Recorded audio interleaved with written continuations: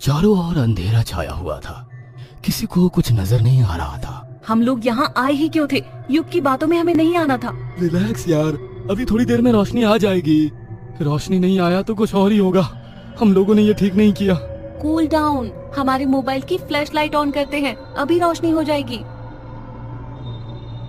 मगर ये क्या, चारों में से किसी का भी मोबाइल काम नहीं कर रहा था। प्रज्ञा, योग, रैना और राज चारों बहुत अच्छे ऑफिस कलीग थे। चारों को घूमने फिरने और आउटिंग करने का बहुत ज्यादा शौक था। आने वाला वीकेंड 4 दिनों का है, क्यों ना हम लोग कहीं घूमने चले? हाँ हाँ, क्यों नहीं। बताओ कहाँ चलना है? मुंबई के पास तो लोनावला है, क्यों ना हम लोग वहीं चले? मैंने आज तक देखा भी नहीं है। क्या यार, लोनावला जाएंगे? गोवा चलते हैं ना। मेरे पास एक अलग आइडिया है। मेरे घर के पास एक अंकल रहते हैं, उनका मुंबई के बाहर एक फार्म हाउस है। हम लोग 2 दिन वहीं पर रहेंगे, काफी मजा आएगा। वाह, क्या आइडिया है यार। वहाँ हम चारों के अलावा कोई नहीं होगा, मतलब फुल ऐश। हाँ, समझ रहे हो ना मेरा मतलब? दिन रात शराब, कबाब और ऊपर से तुम दोनों। बहुत मेमोरेबल ट्रिप हो जाएगी। राज, कहीं भी बाहर जाओ तो तुम्हें शराब के अलावा कुछ भी नहीं समझ आता है। राज जाता ही इसलिए है, आनंद, परम आनंद लेने। राज की बात पर चारों जोर जोर से हंसने लगे। अगले दिन सुबह चारों उस फार्म हाउस पर पहुंच गए थे। फार्म हाउस काफी पुराना था और वहाँ पर कोई केयर टेकर भी नहीं था। ये हम कैसी जगह आ गए हैं? ये तो पुराना भूतिया महल लग रहा है। हाँ नहीं तो क्या, एक तो मुंबई से इतनी दूर आ गए, ना ही यहाँ पर नेटवर्क है और ना ही खाने पीने की अच्छी व्यवस्था। पूरी छुट्टियाँ बर्बाद हो गयी। कैसी बात कर रहे हो तुम दोनों? यहाँ पर कितनी शांति है, दूर दूर तक कोई आवाज नहीं, शुद्ध हवा, शुद्ध खाना। और क्या चाहिए तुम दोनों को? ये भी एक अलग तरह का एक्सपीरियंस है। Wait and relax. हाँ, उन्होंने जैसे तैसे दिन गुजारा और रात को उन लोगों ने फार्म हाउस की पूंछ में फायर का इंतजाम किया। लड़कियां दोनों एक दूसरे से बात करने में मग्न थी और लड़के हाथ में बियर की बोतल लेकर अचानक एक दूसरे की ओर मुस्कुराकर लड़कियों के करीब आ गए। क्यों ना हम लोग कोई गेम खेले? रात में कौन सा खेल खेलोगे? वही गेम जो रात में खेला जाता है। मौका भी है, दस्तूर भी है, तो क्यों ना आज एक नया गेम खेले। अबे कब से पहेलियां बुझा रहा है? साफ साफ बता क्या बात है। अरे आज मैं खास गेम की बात कर रहा हूँ, ओइजा बोर्ड। ओइजा बोर्ड? ये तो आत्मा का खेल होता है ना। एक बोर्ड की मदद से आत्मा को बुलाया जाता है, फिर वो आपके सवालों के जवाब देती है। मगर इस वक्त ओइजा बोर्ड कहाँ से आएगा? अरे बहुत ही सिंपल है। एक नॉर्मल से बोर्ड पर हम लोग ABCD और 0 से लेकर 9 तक डिजिट लिख लेंगे और उसके बाद हम चारों मिलकर आत्मा को बुलाएंगे। वो हमारे सारे सवालों के जवाब दे देगी। क्या बकवास लगा रखी है? हम लोग इस गेम की बजाय ट्रूथ एंड डेयर भी खेल सकते हैं। अरे ट्रूथ और डेयर में सभी लोग झूठ बोलते हैं और ये गेम तो अभी बच्चे खेलते हैं। बी मैच्योर यार, कुछ बड़े वाले गेम खेलते हैं ना। प्रज्ञा और रैना के मना करने के बावजूद दोनों लड़के नहीं माने। अब तुम लोग मान ही नहीं रहे हो तो जरा बताओगे इस गेम को कैसे खेलते हैं? और यदि सच में आत्मा आ गई तो उसे वापस भेजने का तरीका पता है? क्या तुम भी इन सब बातों में यकीन करती हो? आत्मा वात्मा कुछ नहीं होती यार, ये तो केवल एक फन गेम है। आत्मा आ भी जाएगी तो यही रह जाएगी हमारे साथ। पहले आने तो दो, फिर उसे वापस भेजने के बारे में सोचेंगे। प्रज्ञा, तुम लोग डरो मत। केवल एक बोर्ड पर हम सब लोग उंगलियां और एक सिक्का रखेंगे। पूरे अंधेरे में 4 मोमबत्ती जलाकर आत्मा को बुलाएंगे और यदि आत्मा सच में आ जाएगी तो वो हमारे सवालों का जवाब देगी। Sounds interesting, let's start the game. Raj ने तुरंत ओइजा बोर्ड बनाया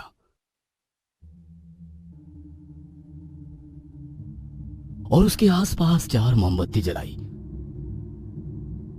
और सिक्के पर हाथ रखकर आत्मा को बुलाने लगा। हमारे आसपास कोई भी आत्मा हो तो यहाँ आओ, हमारे आसपास कोई भी आत्मा हो तो यहाँ आओ और आकर हमारे सवालों के जवाब दो। राज के पीछे पीछे तीनों यही दोहरा रहे थे। हमारे आसपास कोई भी आत्मा हो तो यहाँ आओ, हमारे आसपास कोई भी आत्मा हो तो यहाँ आओ और आकर हमारे सवालों के जवाब दो। मगर ना तो सिक्के की कोई हलचल हुई और ना ही कुछ ऐसा महसूस हुआ कि आत्मा आई हो। अचानक राज गेम छोड़कर अपनी जगह से खड़ा हो गया। क्या बकवास है यार, पिछले 10 मिनट से हम आत्मा को बुला रहे हैं, आत्मा ने आना तो दूर अपने होने का सबूत भी नहीं दिया। मैं तो कह रहा था ऐसा कुछ नहीं होता, मगर तुम्हें ही गेम खेलने का था। चलो कोई बात नहीं, थोड़ा सा टाइम पास तो हो गया। युग के कहने पर दोनों लड़कियां भी अपनी जगह से खड़ी हो गई और वे लोग अपने कमरे की ओर जाने लगे। मगर अचानक सिक्के में हरकत होने लगी। सिक्का एक जगह से दूसरी जगह मूव हो रहा था। प्रज्ञा को शायद इस बात का एहसास हुआ और उसने पलटकर देखा तो सिक्का मूव कर रहा था। उसने तुरंत उन तीनों को ये बात बताई। देखो सिक्का हिला, मैंने अभी अभी देखा, सिक्का अपनी जगह से हिला। बाकी तीनों ने देखा तो सिक्का अपनी जगह पर ही था।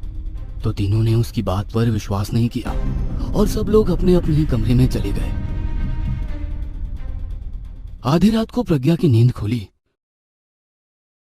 तो उसने देखा कमरे में पानी नहीं था। उसने युग को उठाने की कोशिश की तो युग दूसरी ओर करवट लेकर सो गया। प्रज्ञा खुद उठकर पानी लेने किचन की ओर गई तो उसे महसूस हुआ कि लिविंग रूम में कुछ हलचल हो रही है। वह पानी का जग वहीं डाइनिंग टेबल पर छोड़कर लिविंग रूम की ओर आई तो उसने देखा रैना सोफे पर बैठी हो रही थी। उसे समझ नहीं आया कि आखिर क्या हो गया, क्यों रैना रूम के बाहर आकर रो रही है। वह तुरंत उसके पास गई और उसने उसके कंधे पर हाथ रखा। प्रज्ञा के हाथ रखते ही रैना ने गर्दन उठाकर ऊपर देखा तो उसकी आंखें देखकर प्रज्ञा की चीख निकल गई। उसकी आंखों की जगह खाली थी, वहां पर गड्ढे थे और उसका पूरा शरीर सफेद पड़ चुका था। प्रज्ञा की चीख सुनकर रैना, युग और राज तीनों वहां आ गए। क्या हुआ प्रज्ञा, इतनी जोर से क्यों चिल्लाई? वो रैना। क्या हुआ है रैना को? वो तो अच्छी भली खड़ी है।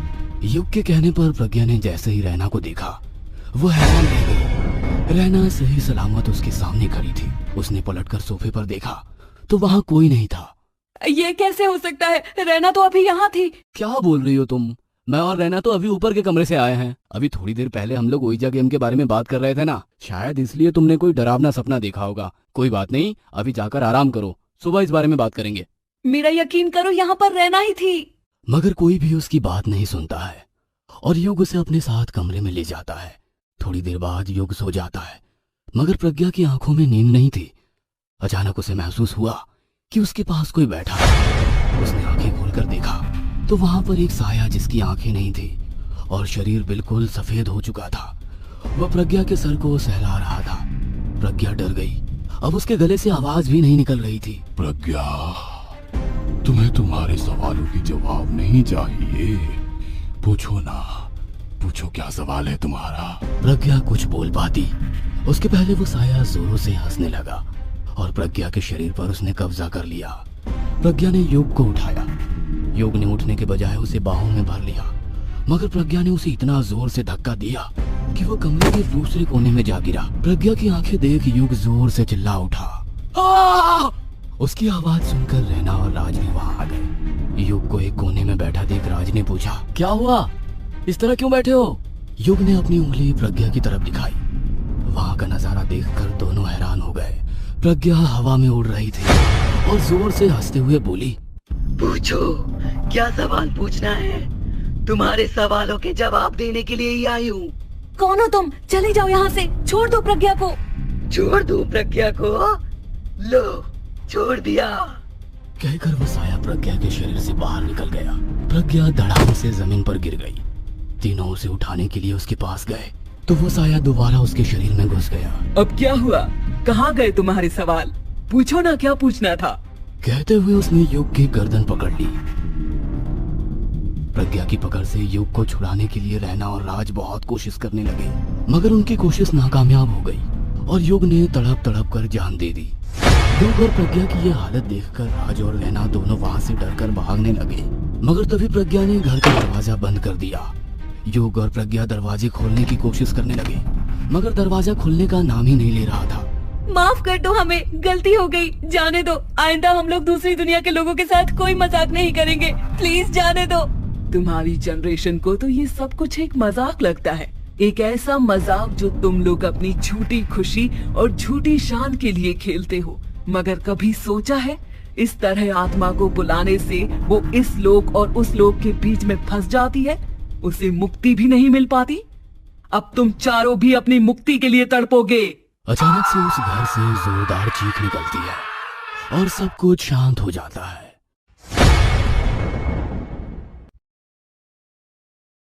कुछ दिन बाद जब उन लोगों की तलाश में पुलिस वहां पहुंचती है तो पुलिस भी हैरान थी। उन चारों की लाश एकदम सफेद हो चुकी थी और दोनों आंखें गायब थी।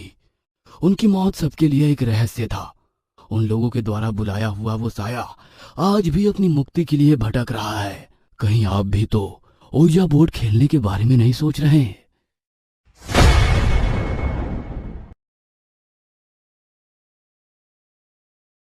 एलिवेटर का गेट खुलते ही सामने एक अजीब सी दिखने वाली महिला खड़ी थी। उसकी आंखों में से खून निकल रहा था, सर पर चोट का निशान और शरीर पर जगह जगह कट लगने के बाद सिला हुआ निशान था, मानो उसके शरीर का पोस्टमार्टम हुआ हो। उसने एक नजर जॉन की ओर देखा तो डर के कारण उसने आंख बंद कर ली। वह एलिवेटर को ग्राउंड फ्लोर पर ले जाने के लिए ग्राउंड फ्लोर की बटन प्रेस कर रहा था, मगर जैसे ही वो महिला एलिवेटर में दाखिल हुई, एलिवेटर 10th फ्लोर की ओर जाने लगा। जब से कोरोना वायरस ने अपना कहर बरपाया, जॉन की दादी उसे ज्यादा भीड़ भाड़ वाले इलाकों में और पब्लिक प्लेस में नहीं जाने देती, कारण जॉन वैसे ही अस्थमा का पेशेंट था और कोरोना के वायरस डायरेक्ट ब्रीदिंग सिस्टम पर ही असर करता है। इसी बीमारी के चलते जॉन की मॉम और डैड उन्हें छोड़कर जा चुके थे। अब घर में अकेला जॉन और उसकी दादी थी, जो उसके पापा के बिजनेस और घर के कामों के बीच उसे समय कम दे पाती थी। अपना इनहेलर यूज करते हुए जॉन अपने कमरे से बाहर निकला और अपनी दादी से बोला, हे कुलू, what's up? Nothing, beta. Just routine office work. What about your study? That's good, but today I am feeling very lonely. Can you come play with me? मैं अपने दोस्त की प्लेस्टेशन की सीडी लेकर आया हूँ। Sorry, beta. Weekend में खेलेंगे। जॉन मायूस हो गया। उसे अपनी मॉम की याद आने लगी, क्योंकि मॉम हर वक्त उसकी पढ़ाई में हेल्प करने के साथ साथ उसके साथ कई सारे गेम भी खेलती थी। वो गूगल पर अपने मॉम डैड के साथ कांटेक्ट करने के लिए कोई जरिया ढूंढने लगा। तभी उसकी निगाह यूट्यूब के एक paranormal activity game the elevator पर पड़ी। बड़े ध्यान से उसने सारा वीडियो देखा। वह मन ही मन सोचने लगा कि एलिवेटर के जरिए दूसरी दुनिया तक पहुंचा जा सकता है, तब तो दूसरी दुनिया में उसे उसका खोया हुआ परिवार भी मिल जाएगा। गेम खेलने के पूरे रूल समझ लेने के बाद जॉन रात होने का इंतजार करने लगा, क्योंकि ये गेम रात 12 बजे के बाद ही खेला जा सकता था। 12 बजते ही उसने एक बार और गेम के रूल देखे, फिर मन ही मन सोचने लगा, हमारी बिल्डिंग तो केवल 9th फ्लोर की है, इसके लिए मुझे 10th फ्लोर की बिल्डिंग सर्च करनी होगी। एक ऐसी बिल्डिंग जहां पर एलिवेटर में मुझे कोई भी डिस्टर्ब ना करे। काफी देर तक सोचने के बाद वो बड़े से मॉल के पास पहुंचा। मॉल पूरे 10th फ्लोर का था। मॉल के 5th फ्लोर पर मूवी खत्म हुई थी। सभी लोग निकल रहे थे। जॉन उसी भीड़ का सहारा लेकर मॉल के अंदर दाखिल हो गया। लोगों के जाने के बाद गार्ड्स ने मॉल के मेन गेट बंद कर दिए। अब बड़े से मॉल के अंदर जॉन अकेला था। वह धीरे धीरे लिफ्ट की ओर बढ़ने लगा। दिन में जो मॉल एकदम खूबसूरत और दिलचस्प नजर आता है, रात के अंधेरे में उतना ही भयावह और खामोश था। खिलौनों की शॉप पर रखे हुए खिलौने भी अंधेरे में डर का एहसास पैदा करा रहे थे। वह धीरे धीरे 5th फ्लोर की ओर बढ़ने लगा। डर के कारण उसका एक बार तो मन हुआ कि वो सब कुछ ना करे, मगर फिर उसे अपने मॉम डैड की याद आई और 5th फ्लोर पर पहुंचने के बाद उसने लिफ्ट को कॉल किया। जैसे ही लिफ्ट वहां पहुंची, अजीब सी आवाज में लिफ्ट का दरवाजा खोला। उस वक्त मॉल में कोई नहीं था, तो लिफ्ट खाली ही थी। डरे मन से जॉन ने अपना पहला कदम लिफ्ट में रखा। उसके लिफ्ट में जाते ही लिफ्ट का दरवाजा बंद हो गया। वह मन ही मन गेम के रूल याद कर रहा था। कुछ देर सोचने के बाद उसने कांपते हुए हाथों से 4th फ्लोर का बटन दबाया। लिफ्ट धीरे धीरे नीचे जाते हुए 4th फ्लोर पर पहुंच गई। जैसे ही दरवाजा खुला, सामने घना अंधेरा था। दरवाजा दोबारा बंद हो गया। फिर उसने कुछ देर खामोशी से खड़े रहने के बाद 2nd फ्लोर की बटन दबाई। एलिवेटर धीरे धीरे नीचे जा रहा था। 2nd फ्लोर पर भी सन्नाटा था। एक बार तो उसका मन हुआ कि ये गेम छोड़कर बाहर निकल जाए, मगर फिर अपने मम्मी पापा को याद कर उसकी आंखों में आंसू आ गए। उन तक पहुंचने के लिए उसे इस गेम को हर हाल में पूरा करना था। एलिवेटर का गेट बंद हो गया। उसने 6th फ्लोर की बटन दबाई। इस बार एलिवेटर धीरे धीरे ऊपर जा रहा था। 6th फ्लोर पर पहुंचने के बाद उसने जब बाहर झांक कर देखा, वहां कोई नहीं था। वो डर कर एलिवेटर के एक कोने में खड़ा हो गया। घबराने के कारण उसे सांस लेने में दिक्कत हो रही थी। उसने तुरंत अपना इनहेलर निकाला और उसे पंप किया। थोड़ा सा रिलैक्स होने के बाद उसने दोबारा 2nd फ्लोर की बटन दबाई। अब ये गेम शुरू हो चुका था। जैसे ही एलिवेटर 2nd फ्लोर पर पहुंचा, एलिवेटर का गेट नहीं खुला। अब एलिवेटर ऊपर की ओर जा रहा था। 3rd floor, 4th floor. जैसे ही 5th फ्लोर आया, एलिवेटर रुक गया। साथ ही मानो जॉन की धड़कन भी रुक गई थी। गेम के रूल के हिसाब से 5th फ्लोर पर एक दूसरी दुनिया से आया हुआ व्यक्ति मिलता है। जॉन डर रहा था कि अब यहाँ पर क्या होगा। एलिवेटर का गेट खुलते ही सामने एक अजीब सी दिखने वाली महिला खड़ी। उसकी आंखों में से खून निकल रहा था।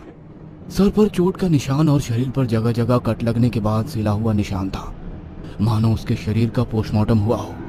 उसने एक नजर जॉन की ओर देखा तो डर के कारण उसने आंख बंद कर ली। वह एलिवेटर को ग्राउंड फ्लोर पर ले जाने के लिए ग्राउंड फ्लोर की बटन प्रेस कर रहा था, मगर जैसे ही वो महिला एलिवेटर में दाखिल हुई, एलिवेटर 10th फ्लोर की ओर जाने लगा। एलिवेटर में जॉन और वो महिला दोनों ही थे। वो जॉन को देखकर मुस्कुरा रही थी। महिला भारी आवाज में जॉन से बोली, कहाँ जा रहे हो तुम? जॉन को पता था कि इस गेम के रूल के हिसाब से उस महिला के किसी भी सवाल का जवाब नहीं देना है, इसलिए वो खामोश खड़ा रहा।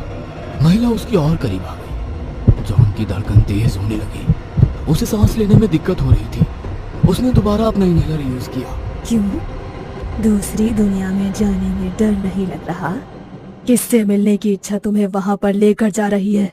जॉन अपनी आंखें बंद कर 10th फ्लोर के आने का इंतजार कर रहा था। जैसे ही 10th फ्लोर आया, एलिवेटर का गेट खुला और वो महिला दूसरी दुनिया में दाखिल हो गई। मगर दूसरी दुनिया का नजारा देखकर जॉन की हिम्मत दूसरी दुनिया में जाने की नहीं हुई। जगह जगह जलती हुई आग, उड़ते हुए साए और खौफनाक चेहरे। दूसरी दुनिया बहुत ही डरावनी थी। वह एलिवेटर में खड़ा हुआ सोच रहा था कि अब आगे क्या करे। इस गेम को क्विट करना है या वापस ग्राउंड फ्लोर का बटन दबाकर अपने घर लौट जाए। अपने माँ बाप के इतने करीब आकर उसे मिले बिना जॉन को बेवकूफी लग रहा था, मगर दूसरी दुनिया में वो अपने माता पिता को कैसे ढूंढेगा, ये भी एक बड़ा सवाल था। उसके दिल में बड़ी कश्मकश चल रही थी। उसके दिल की कश्मकश को देख महिला मुस्कुरा रही थी। क्या हुआ? मेरे साथ नहीं आओगे? वापस जाने के लिए तो तुम यहाँ तक नहीं आए हो। जॉन ने उसकी किसी बात का कोई जवाब नहीं दिया। वह जानता था कि एक बार इस दुनिया में जाने के बाद यदि वापस लौटना है तो एलिवेटर का गेट बंद होने के पहले उसे वापस एलिवेटर में जाना होगा। क्या वो इतनी जल्दी अपने मॉम डैड को ढूंढ पाएगा? जॉन की कश्मकश को वो महिला और बढ़ा रही थी। आ जाओ, किस्मत वाले हो जो जीते जी दूसरी दुनिया में पहुंच गए हो। जॉन ने डरते हुए अपनी माँ को आवाज लगाई। मॉम, कहाँ है आप? देखो, मैं आपसे मिलने यहाँ आ गया हूँ। कोई आवाज नहीं आई, बल्कि कई साए उड़ते हुए एलिवेटर के करीब आ गए। एलिवेटर का गेट बंद हो रहा था। जॉन एलिवेटर में खड़े खड़े सोचने लगा, क्या करूँ? जाऊँ या ना जाऊँ, या वापस यहीं से लौट जाऊँ? कुछ सेकंड सोचने के बाद जैसे ही एलिवेटर का गेट बंद होने वाला था, वो उसे हाथों से रोककर दूसरी दुनिया में दाखिल हो गया। उसके बाहर निकलते ही एलिवेटर का गेट बंद हो गया। जॉन वहीं पर अपने घुटने के बल बैठ गया और सोचने लगा, मैंने इतनी बड़ी बेवकूफी कैसे कर दी? अब मैं यहाँ से कैसे जाऊंगा? उस लड़की से भी भयानक चेहरे के प्रेत अब जॉन के आसपास खड़े थे। सभी उसे डराने की कोशिश करने लग गई। वह भागकर एलिवेटर के पास पहुंचा और एलिवेटर को वापस कॉल करने की कोशिश की, मगर वो नाकामयाब रहा। बार बार वो एलिवेटर को कॉल कर रहा था और साए जोरों से हंस रहे थे। उसने अपना इनहेलर निकाला और अपनी सांस को नॉर्मल करने की कोशिश की। तभी उसके करीब एक साया आया और उसके सर पर हाथ रखकर बोला, अब तुम इसी दुनिया के मेहमान हो, यहाँ से नहीं जा सकते। घर पर दादी जॉन को ढूंढते हुए परेशान हो रही थी। अगले दिन जॉन की लाश मॉल के एलिवेटर में मिली। पोस्टमार्टम रिपोर्ट के हिसाब से जॉन की मौत हार्ट अटैक से हुई थी।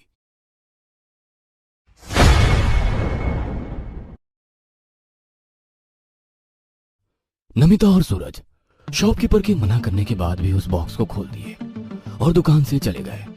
जब शॉपकीपर उस बॉक्स को खुला हुआ देखा तो वो पसीने से तरबतर होकर डरकर बेहोश हो गया। नमिता और सूरज कौन थे और वो शॉपकीपर के मना करने के बाद भी क्यों नहीं माने? बॉक्स में ऐसा क्या था जिसे देख दुकानदार को पसीने छूटने लगे और वो बेहोश हो गया? इन सभी बातों को जानने के लिए इस कहानी को देखते हैं। इसके लिए बने रहिए हमारे साथ और हमारे चैनल को लाइक, शेयर और सब्सक्राइब जरूर कर दें। दिल्ली के जेएससी कॉलेज में नमिता और सूरज पढ़ते थे। वहीं एक आकाश नाम का लड़का था जो कॉलेज में सबको रौब दिखाता फिरता था। वो अपने पापा के वीसी पोस्ट होने के कारण वो कॉलेज के लड़कों और लड़कियों पर रैगिंग करता था, जिसमें सूरज और नमिता भी थे। नमिता और सूरज का कॉलेज में पहला दिन था। नमिता जल्दी चलो, कहीं कॉलेज में प्रोफेसर का क्लास शुरू ना हो जाए। सूरज, नहीं तो फर्स्ट क्लास में ही हमारा इम्प्रेशन प्रोफेसर के सामने खराब होगा। जल्दी चलो। कॉलेज में पहला गेट में घुसते ही कैंपस में आकाश अपने कुछ दोस्तों के साथ खड़ा था। उन दोनों को जल्दी जल्दी जाते देखकर आकाश और उसके दोस्त उन दोनों का रास्ता रोककर उनके सामने खड़े हो जाते हैं और आकाश कहता है, अरे कबूतरों की तरह गुटरगू करते इतना जल्दी कहाँ जा रहे हो, वो भी हमसे बिना मिले? आप हैं कौन जो आपसे हम मिले? अरे तुम ऐसे बोलोगे? ये कॉलेज के वीसी के बेटे हैं। ओके सर, सॉरी, हमें नहीं पता था, हमारी फर्स्ट क्लास है ना इसीलिए। चलो ठीक है, आज पता चल गया ना, अब से हमेशा हमारे आज्ञा का पालन करना। हाँ सर। इस तरह आकाश नमिता और सूरज को परेशान करता था। फिर कुछ महीनों बाद तीनों एक दूसरे के दोस्त बन जाते हैं, लेकिन फिर भी आकाश उन्हें दोस्ती में भी परेशान करना बंद नहीं करता है। फिर एक दिन, नमिता आज मिस्ट्री शॉप चलते हैं, मुझे कुछ सामान लेना था। तुम क्या बोल रहे हो? और वहाँ से क्या सामान खरीदोगे? अरे तुम चलो तो पहले मेरे साथ, फिर मैं बताता हूँ। वहाँ जाकर सूरज जो लेने आया था वो खोजने लगता है और नमिता वहाँ शॉप में घूमकर सभी सामानों को देखने लगती है।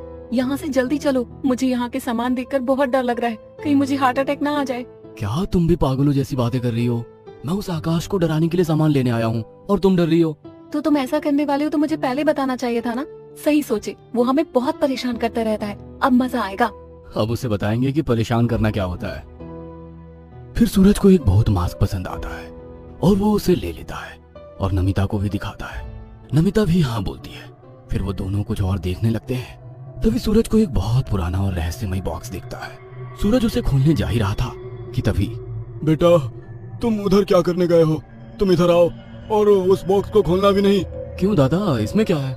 शॉपकीपर उन्हें बताने से पहले बहुत घबराने लगता है, पसीना निकलने लगता है। तब उन्हें देख नमिता उनके पास आकर पूछती है, दादा ऐसा क्या है उसमें, बताइए मुझे, जो आप बताने और उसके पास जाने में भी इतना डर रहे हैं। बेटा उसमें मौत कैद है, मौत। उसमें चुड़ैल है, जो भी उस बॉक्स को खोलता है वो उसे मार देती है और उसके आसपास के लोगों को भी मार देती है। नमिता बात कर ही रही होती है, तभी पीछे से कोई आता है और नमिता के कंधे पर हाथ रखता है। नमिता डर जाती है और चौंक कर पीछे देखती है तो सूरज होता है। क्या यार सूरज, तुमने तो डरा ही दिया, मुझे लगा भूत आ गया। तुम आवाज नहीं दे सकते थे? दादा ये भूत भूत कुछ नहीं होता है, ये सब फालतू की बातें हैं। होता है बेटा, उसमें मौत ही कैद है। हाँ तुम्हारी बकवास हो गई हो तो चले यहाँ से। तुम तब तक इसका बिल पे करो, मैं कुछ और देखता हूँ। ठीक है। जब तक वो बिल पे कर रही है तब तक मैं देख लेता हूँ उस रहस्यमय बॉक्स में ऐसा क्या है।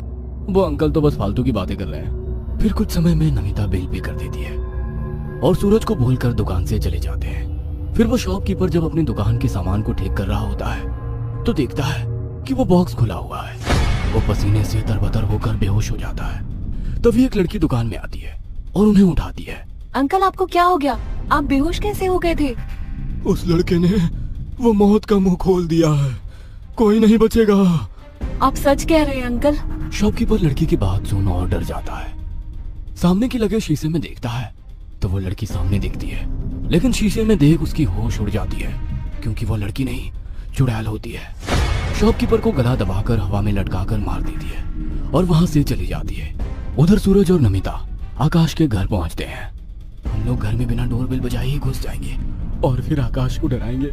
हाँ तुम ठीक कह रहे हो। जैसे ही वे दोनों आकाश के घर पहुंचते हैं वैसे ही उनके पीछे चुड़ैल भी पहुंच जाती है। वो दोनों के घर में घुसते ही घर की लाइट चली जाती है। तभी नमिता कहती है, अरे हम उसको डराने आए हैं और हमको ही डर लग रहा है। इस घर में लग रहा है सच में कोई भूत है। पागल तुम डरो नहीं, मैं हूं ना। मैं पीछे के गेट से जाता हूँ और आकाश को डराता हूँ और ये लाइट तो तुरंत ही आ जाएगी। सूरज ये बात बोलकर पीछे के गेट की तरफ जाता है। तभी नमिता के दिमाग में आता है कि ये मास्क मैं ही पहन लेती हूँ और चुड़ैल बनकर उसे डराऊंगी, जिससे उसे भी डर नहीं लगेगा।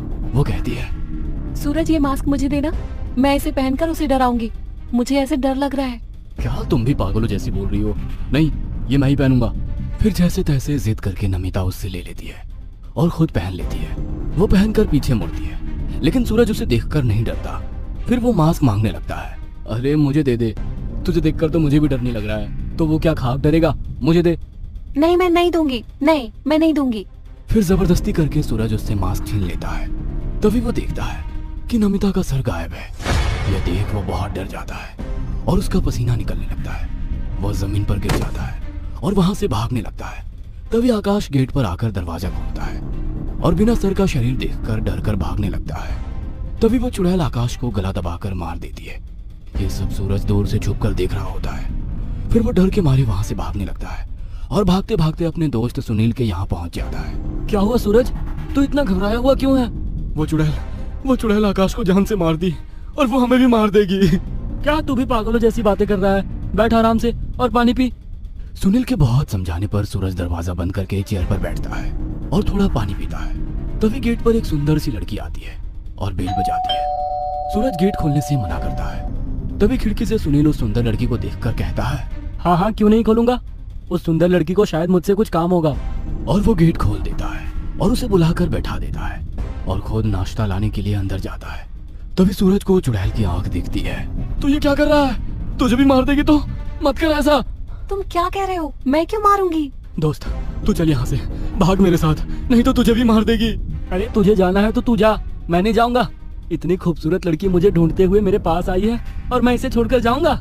नहीं, मुझे उसके साथ कुछ वक्त बिताना है। जब सुनील सूरज की बातों को नहीं समझ रहा होता है तो सूरज को दुकानदार की कही हुई बात याद आती है कि जो इस बॉक्स को खोलता है, अगर वही इस बॉक्स को बंद करे तो चुड़ैल वापस इस बॉक्स में आ जाएगी, नहीं तो सबको मार देगी। वो भागता हुआ उस दुकान में जाता है और वहां पहुंचकर भी देखता है कि वो दुकानदार को भी मार दी है। उसे देखकर वो अपने किए पर बहुत अफसोस करता है और बहुत रोता है, लेकिन अब अपने दोस्त को बचाने के लिए उस बॉक्स को ढूंढने लगता है। जल्दी से उसको ढूंढता हूँ, नहीं तो मेरे दोस्त को भी मार डालेगी। तभी इधर चुड़ैल अपने असली रूप में आ जाती है और सूरज डरने लगता है और वो सूरज का गला दबाने लगती है। वो उसे छोड़ने के लिए कहता है, लेकिन फिर भी वो उसे मारने के लिए हावी रहती है।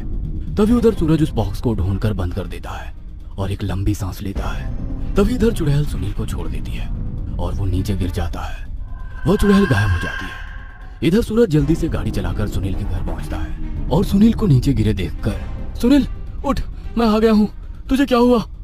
सूरज उसके मुंह पर पानी डालता है। फिर सुनील उठ जाता है। सूरज अपनी गलती पर पछतावा करता है और सुनील भी उससे माफी मांगता है कि वो उसकी बात नहीं माना था।